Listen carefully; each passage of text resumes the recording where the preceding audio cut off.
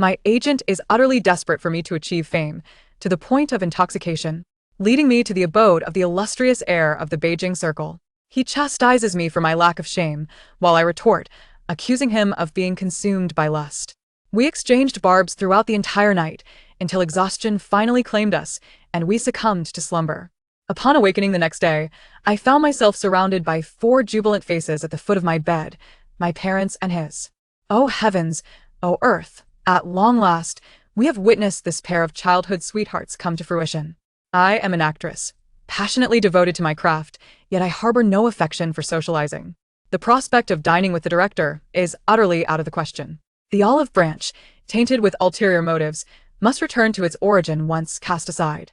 My agent, Sister Jiang, laments this predicament, often expressing her dismay at my squandered beauty. If only my aspirations were a tad lower, I would not find myself struggling in the 3rd tier after all these years. I am the least prominent in her roster, yet the most obstinate. Her patience has worn thin. At a rap party, unexpectedly graced by the presence of investors, she deviated from her usual demeanor, relentlessly pouring drinks down my throat. My modest tolerance for alcohol rendered me thoroughly inebriated. Before the meal had concluded, I had collapsed onto the table, unconscious. In a hazy stupor, I sensed Sister Jiang maneuvering me. She gasped, "Goodness, you weigh a ton." Standing at a height of 172 centimeters, I had taken on a role requiring me to embody a voluptuous beauty, and had consequently gained weight to a hefty 125 pounds. This was quite the burden, for her petite frame of 160 centimeters serves her right for forcing drinks on me, I thought. A soft click signaled the opening of a door. After dragging my legs a few steps, I tumbled into the embrace of a soft bed. Sister Jiang began to help me out of my clothes, displaying an unexpected tenderness. I allowed her to fuss over me, too weary to stir even a hair, and drifted back into a deep sleep. It was not until a voice, reminiscent of thunder, yet all too familiar, reverberated through the room. "What the hell are you doing in my bed?" With great effort, I lifted my heavy eyelids. Good heavens! Are you a flasher? Shawnee had just emerged from the shower, clad only in a towel. He rolled his eyes in irritation. "Your attire leaves little to the imagination, does it not?" I glanced down. Oh dear, I could very well pose for a lingerie shoot. I yanked the blanket over myself, glaring fiercely at him. "What are you doing in my room?" Huh? Shawnee replied, bewildered. "Miss Xu, please clarify. This is my room." I reclined against the headboard, clutching a blanket, my expression one of utter shock.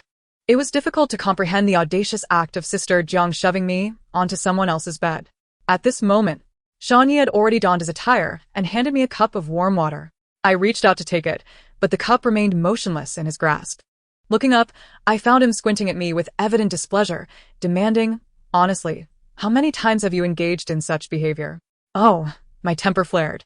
I seized the cup and flicked it upwards, dousing his freshly changed clothes with water. "If you can't speak civilly, then silence yourself." Shawnee slammed the cup down heavily, his eyes resembling a volcano on the verge of eruption. Deliberately drinking to intoxication, colluding with the front desk to obtain a room key, disrobing and lying on the bed.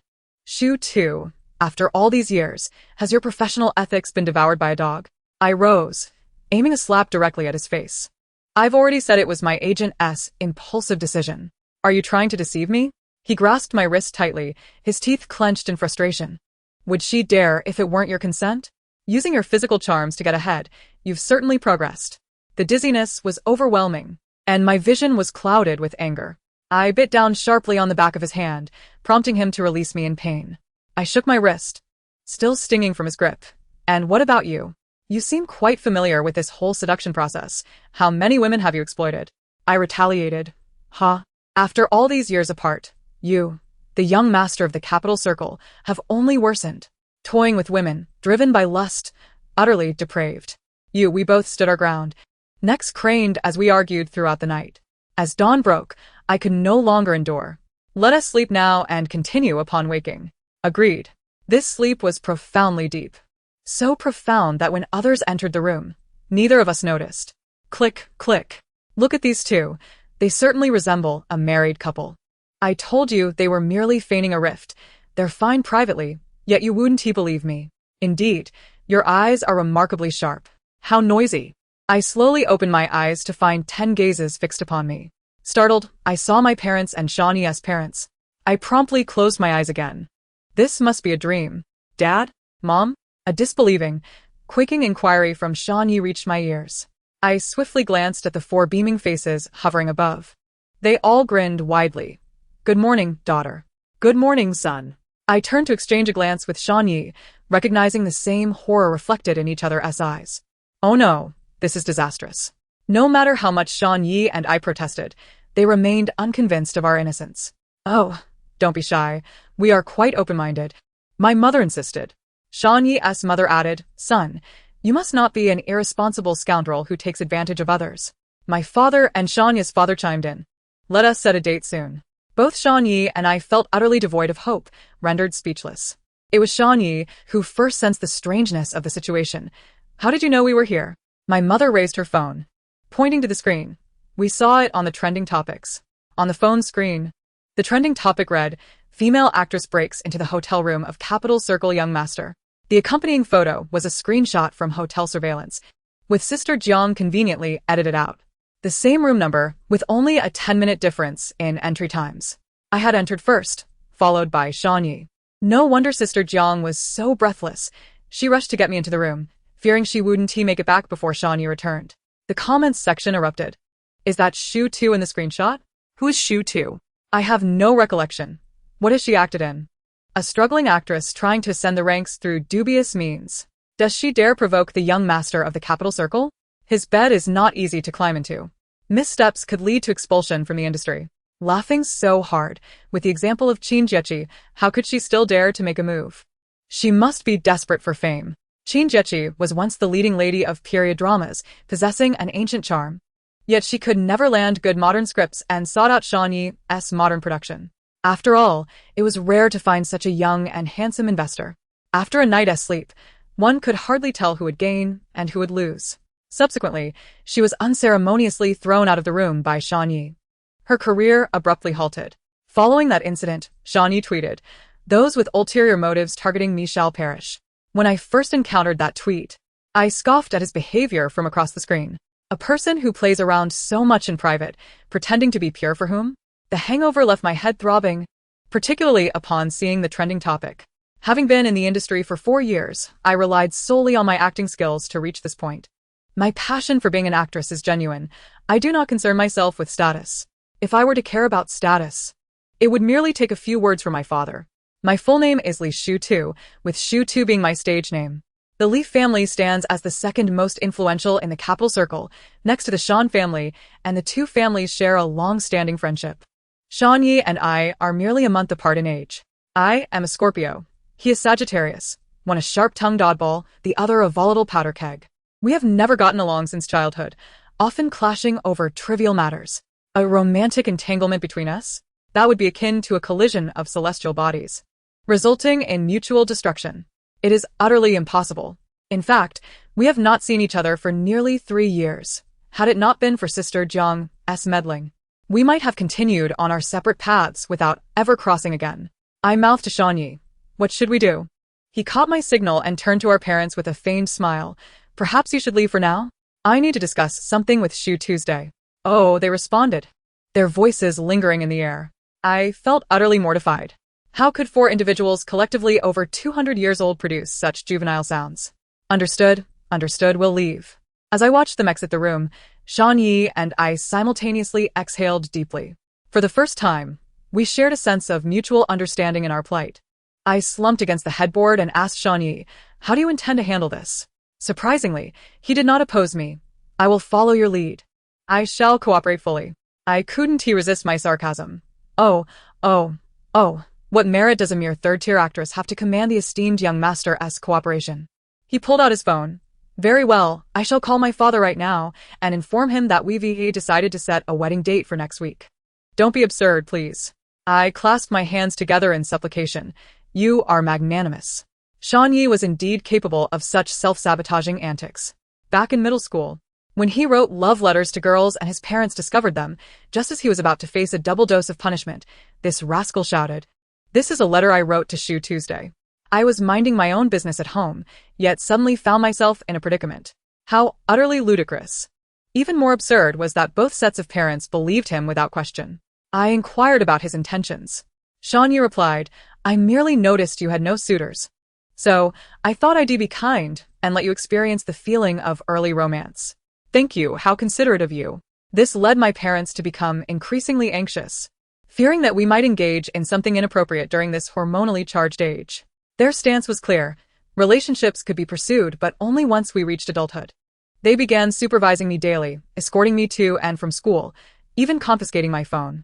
The cold, aloof boy I had painstakingly tried to break the ice with assumed my silence was a tactic to lure him, and from that moment on, he ceased all communication. In high school, Shawnee vowed to my parents that he would ensure his affections would not interfere with my studies and that no other boy would have a chance to distract me. Before I turned 18, I had yet to experience a single romantic relationship, all thanks to him.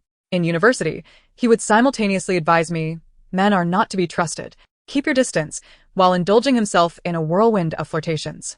Other men may be enshrouded in mystery, but he, Shawnee, was undeniably not a good soul. As time passed, I ventured into the entertainment industry, while he returned home to manage the family business. Now, we find ourselves on the cusp of our 30s, an age where one must tread carefully with their words. A misstep could lead to an inevitable conclusion of matrimony. With a heavy heart, I suggested, perhaps we should just let it be. I can accept being the subject of gossip, whether it be black or red. Shawnee asked, do you truly wish to sever ties with me? I looked at him in astonishment, his face obscured by the light behind him, rendering his expression indecipherable. Isn't that obvious? I retorted. In a fit of anger, Shawnee slammed the door behind him. I had intended to suggest we reconnect on WeChat, just in case something arose that required communication. But now that he had departed, I decided to let it go. I retrieved my phone and dialed Sister Zhang's number. It rang for what felt like an eternity before she finally answered. Hello? Her voice was barely audible. What on earth possessed you yesterday? I wasn't being harsh for no reason. As a manager, it's my duty to ensure that artists maintain their integrity. Thankfully, it was me. For other fledgling actors might find themselves forced to exit the industry, just like Chin Jiechi did. I merely thought the way the young master looked at you held promise, she said. Promise, my foot. I snapped back. So, have you two become an item or not? I had approached her to demand answers. Yet she had turned it into a gossip session. No comment. The human imagination can be astonishingly vast, almost to the point where I doubted whether some people even possessed a brain. Sister Jiang, seeing no developments from Shanya's side and my continued presence before her, concluded that something must have transpired between us. How foolish. Various media outlets were also keenly monitoring the unfolding events. After much anticipation, Shawnee finally updated his Weibo. Gua Shishi has learned to use the communication button. Truly, she is the little master-esque cat. The video showcased a fluffy orange cat pressing a sound button with its paw. Daddy, so handsome. I was thoroughly exasperated. How self-important could he be? Nevertheless, he had cared for that cat remarkably well. Gua Shishi was a stray I had rescued 3 years prior, barely clinging to life. And I had invested considerable funds to save her. I had cared for her for half a year. But due to my filming commitments requiring me to travel across the country, I could not provide her the attention she deserved. On Shanya's birthday, I arrived at his door with a cat carrier in hand. Here, a birthday gift. Before he could refuse, I set the carrier down and bolted. He had been scratched by a cat in his childhood, leaving him with a slight psychological scar. However, I could find no one else suitable to care for Gua Shishi. My mother was allergic to animal fur, and returning the cat would mean I would once again dine on stir-fried bamboo shoots and pork from my father in my 20s. My good friend Qian Duo owned a dog that would chase any cat with wild abandon. Finding someone to adopt Gua Shishi proved difficult. As she was a Chinese rural cat, I had no choice but to impose upon Shawnee. Now, observing Gua Shishi's lively demeanor, I felt a sense of satisfaction. After such a long wait, I received a Weibo post that had nothing to do with me. The media caught wind of a different scent. 3 days later, I found myself trending again. Shu to Shawnee. My Weibo comment section was inundated with curious netizens. What really happened that night? I'm intrigued. Woman, you've successfully captured my attention. I thought the young master was different from other men. I overestimated him. Men are all dogs. The most replies were to the comment, flies don't buzz around a seamless egg. One hand cannot clap alone. If Shu Tu were unwilling, could the young master force her? Just look at his status. What woman could he not have? But if Shawnee truly rejected all advances as he claims, how could anyone have a chance? I was suddenly enlightened. Well said. Wait, did I just accidentally like that comment? Oh no. I quickly tried to retract it, but the internet moved swiftly. And someone had already captured a screenshot. Trending twice in a single day was quite the feat. The day after trending, we gathered for the wrap-up photo of our entire crew. To my surprise, Shawnee appeared on set. It was evident to all that he was in a foul mood, his expression as dark as thunderclouds, casting glances at me with intention. The crew members, wary of his oppressive aura, kept their distance from me. Great. I was caught in a cycle of trending and could not escape it. As expected, before we could finish taking the wrap photo, I found myself trending again. Shawnee visits Shu 2 on set, all while sporting a sullen expression. The dedication of these media workers is commendable. Ding. I received a message from my mother. So, Shawnee came to visit you on set? That's wonderful. You two should get to know each other better. What on earth? Did she not see the 4 words, all while sporting a sullen expression? I glanced around and spotted Shawnee heading towards the men's restroom. Without hesitation, I followed him in. He was on the phone, oblivious to my presence. Once inside, he hung up and began to unbuckle his belt. Hey there. Shawnee jumped, nearly losing his pants. Shu 2, are you a pervert? I saw your pink ones. I raised an eyebrow. TSK, pink underwear. Shawnee, how scandalous of you. Damn it, that was just the edge of the underwear. The rest isn't pink. After exclaiming, he suddenly slapped his forehead. Why am I even explaining this to you? I shrugged. How should I know? What are you doing here? He asked. Just making a comeback. What did you mean by that, like you gave yesterday? The literal meaning. He kicked me out of the men's restroom. Sister Jiang, ever the savvy professional, seized the momentum of my trending status to secure me a spot on a variety show. In my 4 years of working in the industry, I had never participated in such a program.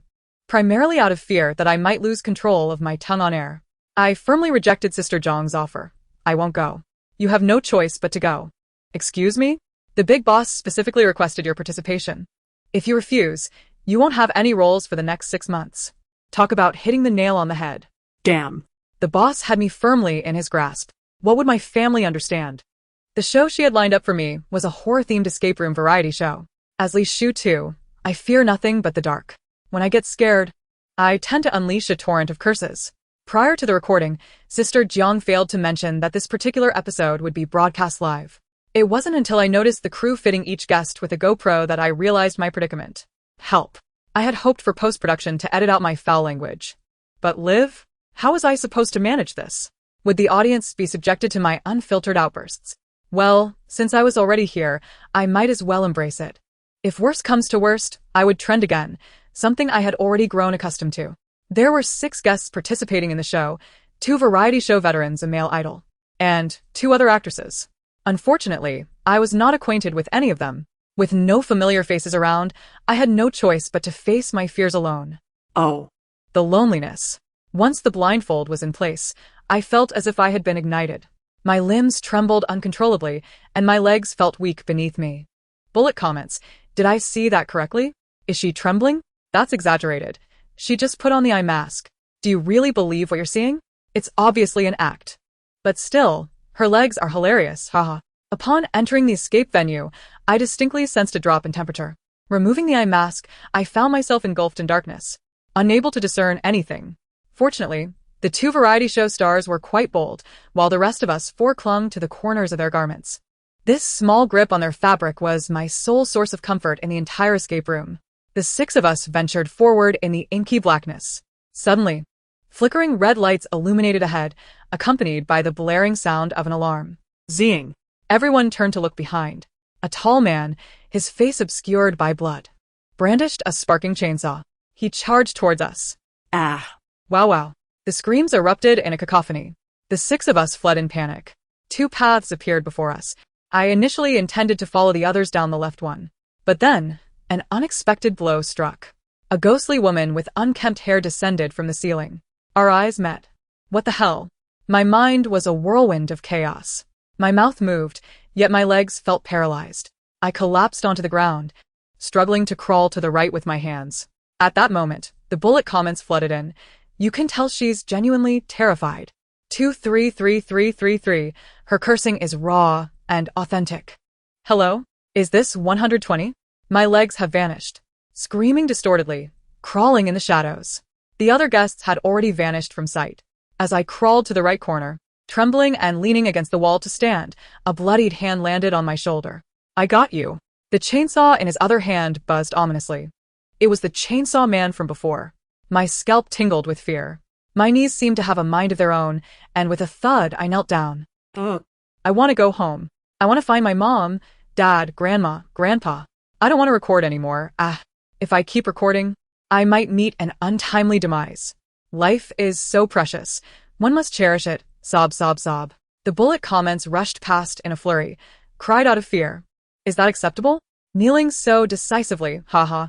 Remember to wear knee pads next time. What the hell? Life is precious. Must cherish it, haha. I was taken by the chainsaw man to a confined space. To be precise, he was carrying me. Honestly, at that moment, I was softer than overcooked noodles. Bless the chainsaw man, QAQ. After placing me in the enclosed area, he shackled my hands and feet with iron chains. The broadcast announced a prompt to rescue teammates. It turned out that this escape game featured a hostage, and I was the unfortunate soul. A double dose of misfortune, as I also suffered from claustrophobia. When I was 7, I got stuck in an elevator while going downstairs to buy ice cream. It was during the lunch break, and there were hardly any passengers. I was trapped alone in the elevator for quite a while before being rescued. After that experience, I developed this phobia and lost my taste for ice cream. My heart raced, and my chest felt tight. I attempted to steady my breathing, reassuring myself, it's just a game. Don't panic, relax. My teammates would come to rescue me soon. I just had to hold on. Yet, an overwhelming desire to break free from the chains and escape surged from deep within me. What's wrong with Shutu? She seems a bit unwell. What the hell is she doing? Doesn't her hand hurt? Could she possibly have claustrophobia? Thump, thump, thump, thump. Whoosh. The sound of my heartbeat mingled with my breaths. And my consciousness began to fade. Shutu? Shutu? Are you okay? I hazily gazed at the unfamiliar faces before me, my eyelids heavy. Just before closing my eyes, a familiar face intruded upon my vision. I forced my eyes open, parted my lips, and murmured, Shanya. In the next moment, I was enveloped in a warm embrace. I nestled into Shanya's arms, tears streaming down my face. Woo-woo, I'm so scared. Don't be scared, don't be scared. He gently patted my back. I'm here. I want to go home. All right, I'll take you home. He lifted me effortlessly, continuing to comfort me as we moved toward the exit. We're almost out. Don't be afraid. The bullet comments erupted. The prince has appeared. What the heck? What's going on with him? Is it my ears playing tricks, or my eyes deceiving me? The prince can be this gentle? Oh wow, this is unexpectedly heartwarming. Trending. Prince descends into the live broadcast. Shanya and Shutu couple. Shanya's contrast. Shanya was furious, and the consequences were severe. He declared he would confront my boss, my agent, and the show's planners, holding them accountable. I lay pale-faced on the VIP hospital bed, listening as he called and berated each one. You won't let her film if she doesn't do variety shows? Are you the reincarnation of Zhou Ba Pai? Does she need you to find her scripts? I can make her play whatever role she desires for the rest of her life. You're fired. Get lost. But I'm the employee here. Is this how you manage as an agent? Have you fallen into the money pit? And how dare you push her onto a man's bed? What kind of agent are you? You might as well switch to pimping. Expect my lawyer's letter at home. I'll sue you to oblivion. Well said. Can you use your brain while doing the show? Don't you check the physical conditions of the guests before recording? Just because her recent popularity is high? You want to throw her in? If anything happens to her, can you bear the responsibility? Don't expect to survive in this industry anymore, you idiot. After hanging up, Shanya still radiated an aura of pent-up frustration. He paced around the room, hands on his hips. And those other guests? Did they run off so quickly as if racing to be reborn? They have no sense of camaraderie. Their character is appalling. Those two NPCs are something else. They only choose to scare you. I swear, I'll turn the tables and make them players next time. I'll be the NPC. They won to survive. Ha! I chuckled at his antics. What are you laughing at? You were almost scared to death and still find it amusing? Is your nerve made of steel? Why are you attacking indiscriminately? Humph. Given that he saved me just in time, I'll let this slide. Shanya unexpectedly turned his head. Why aren't you retorting? Why are you so fond of being a nuisance? Ah, that's the spirit. He seemed relieved. Having the energy to bicker means you're all right. Thank you. Shanya inhaled sharply. No, don't say thank you. It scares me. I rolled my eyes at him in annoyance. He didn't deserve my kindness. When my parents learned of the incident, they were both heartbroken and furious, insisting on confronting my boss. I quickly interjected, no, no, no. Shawnee has already spoken to him. My boss apologized profusely, resembling a grandson, and even granted me a whole month off. As soon as the words left my mouth, I wanted to slap myself. Why did I have to mention Shawnee in front of them? My mother asked, oh, he has already stood up for you? My father chimed in, then we must invite his family for a meal to show our gratitude. Ugh. The couple harmonized perfectly. Their intentions were clear. I was utterly exasperated. However, this time I had no objections. We indeed needed to treat them to a meal. If it weren't for him, I might have become the late Shutu at 28. 15 it was said to be a gathering for gratitude, but to the uninitiated, it might have seemed as though the two families were forging ties. My mother and Shanya's mother met a day in advance to stroll through the mall, purchasing each of us a new outfit. Yes, matching outfits. How delightful. I longed to rip the clothes off my body right then and there. Shanya remained composed, even whistling leisurely. Wow. We look quite compatible. Suddenly, he raised his phone. 3, 2, 1, smile. Out of professional habit, I smiled at the camera. Hey, Shawnee nudged me with his elbow. Let's add each other back on WeChat. I'll send you the photos. I retrieved my phone. You have accepted the other party's friend request and can now start chatting. How do you like it? The pictures turned out rather well, don't you think? I opened the original photo and nodded. I look truly stunning. You, on the other hand, are somewhat lacking. He merely smiled at me, not uttering a word. This moment was captured by the media and disseminated online.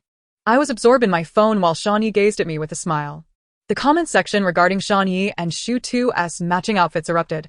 I told you their relationship was anything but simple. They wore matching outfits after just a few days apart. Incredible.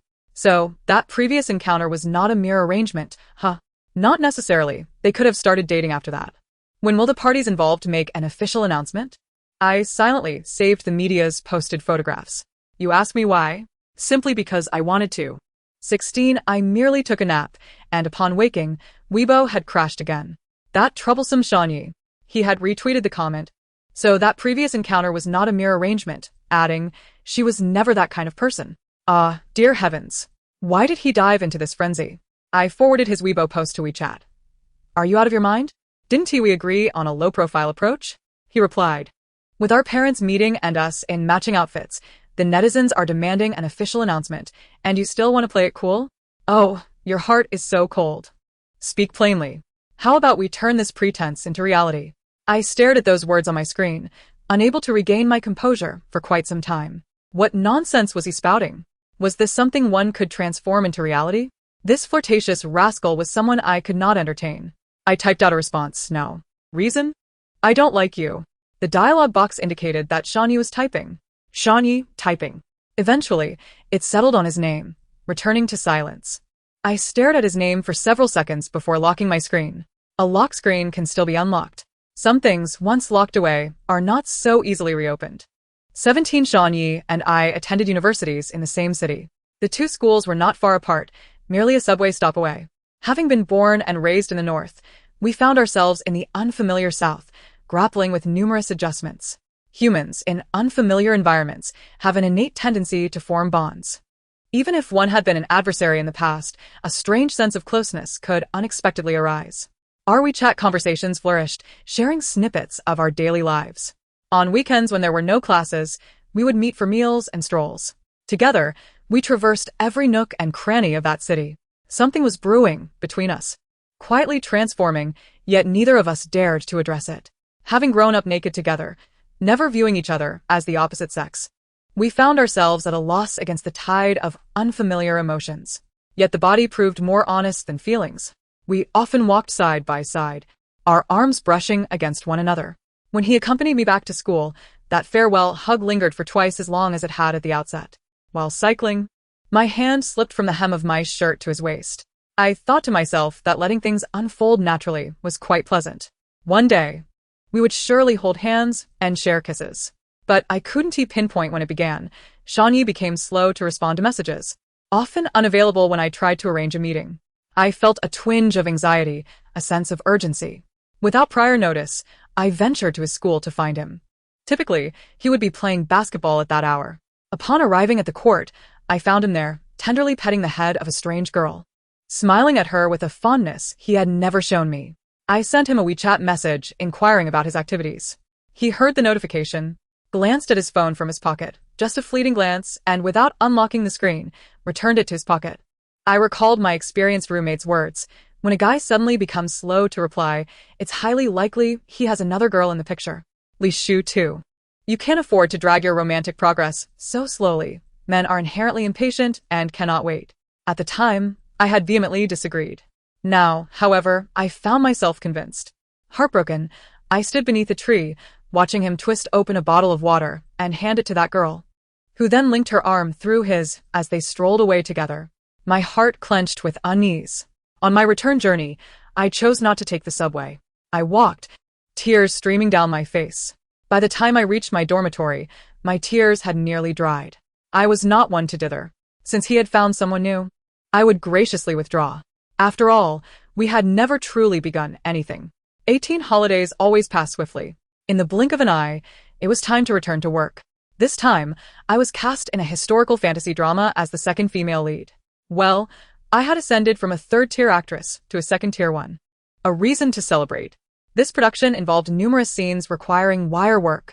Having little prior experience with historical dramas and only having played minor roles, I practiced tirelessly to master this character. Yet, misfortune struck. During a scene where the wire was lowered, the third female lead, who should have been standing aside, stumbled and fell into the set. In my attempt to avoid her, I forced my body to twist and injured my waist. The pain rendered me nearly immobile. The diagnosis revealed an acute lumbar sprain, necessitating a week of bed rest. My previous agent had been dismissed, and a new one had yet to be found. I was left with only an inexperienced intern assistant. A fresh university graduate, she knew nothing. I found her presence bothersome and granted her leave. I lay straight in my room, from dawn until dusk, completely lacking the appetite to eat. Click, the door opened. Could it be that the intern assistant had come to bring me food? Xiao Yu? It's me. What was Shan Yi doing here? Stop staring. I know you have big eyes. He carried a food container filled with my favorite braised pork knuckle. I devoured the contents of the container in a whirlwind. You're eating like a starving ghost. I hadn't eaten all day. I was famished. Upon hearing this, he frowned. You're injured and still not eating properly. How do you expect to recover? Stop. I covered my ears. Men's lectures are tiresome. Li Shu tu. Why are you calling my name? Spit it out. I'm not lecturing. I'm concerned about you. Today's installment of Horror Stories. Li Shu tu. His voice was laced with anger. What? In a battle of volume, who feared whom? I rushed over upon hearing about your injury, not to endure your sulking. Oh, who asked you to come? It was entirely unnecessary. I presumed he would storm off this time as well. I underestimated his audacity. He plopped down on my bed. You're injured, and I'm not leaving. Let me add one more thing.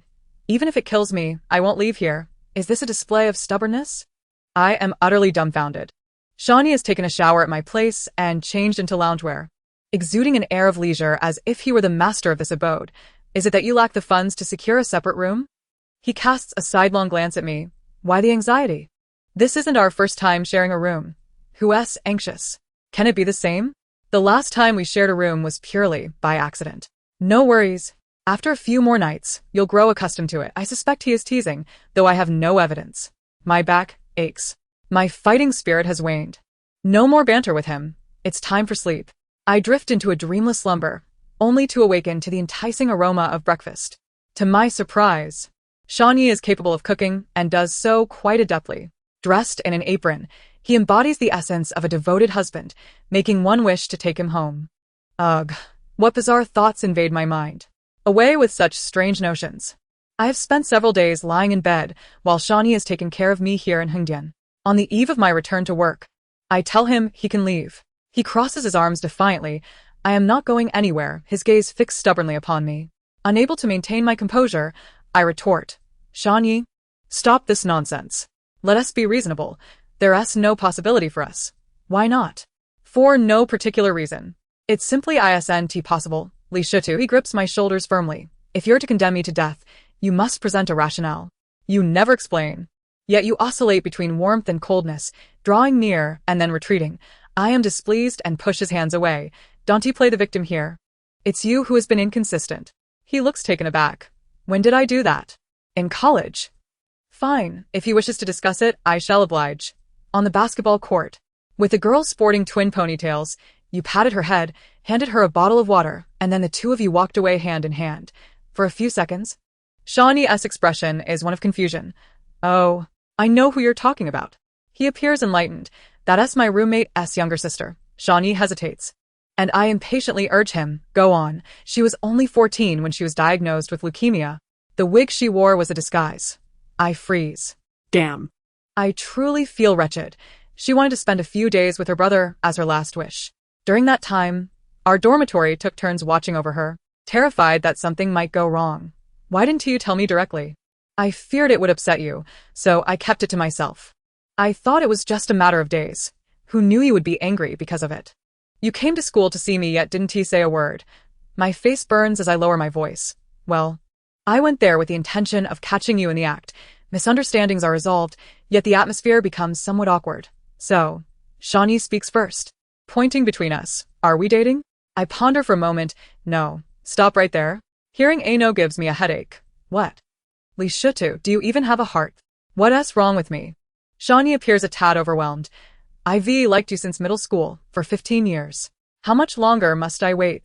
I am taken aback. Middle school? Were you joking? Who would joke about that?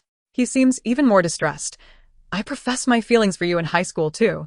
That love letter? It was meant for you. But you never gave it to me. I declared my affection in front of both our parents. What need had I for a love letter? Such logic is irrefutable. He continues, despite my fear of cats, I accepted the kitten you brought and cared for it earnestly. You deleted me, then busied yourself with filming. So, I invested in the drama you were working on to meet you as an investor. No wonder he showed up unexpectedly at the wrap party.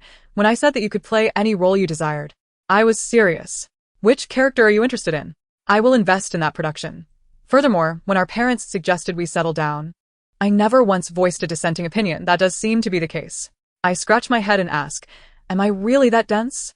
Shawnee replies, remarkably, extraordinarily. The densest in the world. Shawnee refuses to leave, claiming he is overseeing the production as an investor. We enter and exit together daily. And he clings to my side on set, with the paparazzi-esque cameras never ceasing to click. Shawnee visits Shutu. Shawnee and Shutu cohabitate. Shawnee makes an official announcement. Huh? What has crept into this narrative? Over the past few days, Shawnee has returned to manage unexpected company matters and took a photo with a kitten. He posted the official announcement on Weibo. On the left is a picture of him with the kitten, and on the right, a childhood photo of the kitten with me. The accompanying text reads, Guaxixi misses her mommy. Mommy, please come back soon. I pick up my phone and comment on his post. Okay. Consider it a gesture for Guaxixi. A little kitty cannot be without her mother. The end of the text. Thank you for listening. If you enjoyed it, please subscribe and like to show your support. Until we meet again in the next story.